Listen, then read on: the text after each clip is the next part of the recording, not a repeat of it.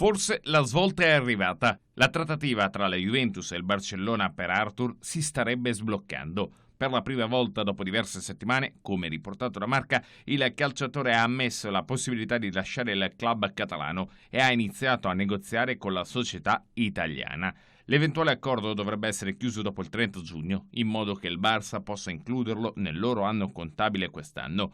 Nonostante l'importanza dell'offerta, il giocatore aveva ribadito la sua idea di rimanere al Camp Nou, ma il fatto che fosse disposto a ricevere un'offerta formale dalla Juve per la prima volta è stato un grande passo in avanti. Ora i campioni d'Italia sono fiduciosi di poter arrivare a chiudere l'accordo e Paratici sta preparando una nuova offerta per Arthur, che sarebbe quella finale e che gli verrà sottoposta nelle prossime ore. Nel frattempo, il brasiliano rimane in attesa.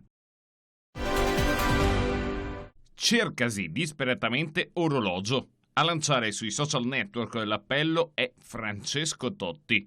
Ritrovare il Rolex che ha perso. Lo storico capitano della Roma affida alla passaparola social l'appello per fare breccia nella coscienza del fortunato che potrebbe trovarsi sotto il naso il costoso effetto personale.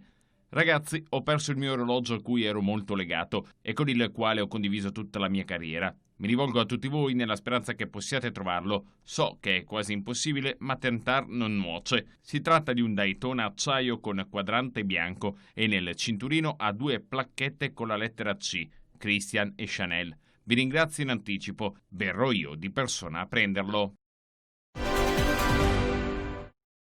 Continuano i lavori di restyling dello stadio dell'Atalanta. Infatti, giovedì 25 giugno partiranno i lavori del secondo lotto con il via al cantiere per la realizzazione della nuova tribuna.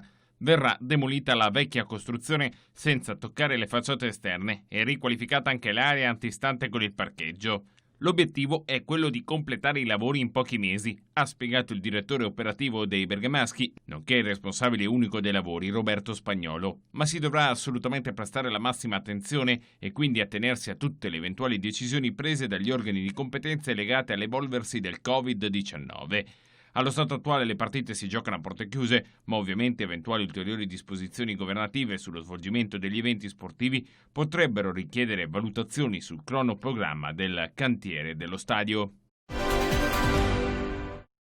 Ormai è ufficiale, nonostante le speranze di addetti ai lavori e tifosi, i Gran Premi di Spagna e Andalusia, tappe che apriranno la stagione di MotoGP a fine luglio, e il round Superbike ad agosto si svolgeranno a porte chiuse.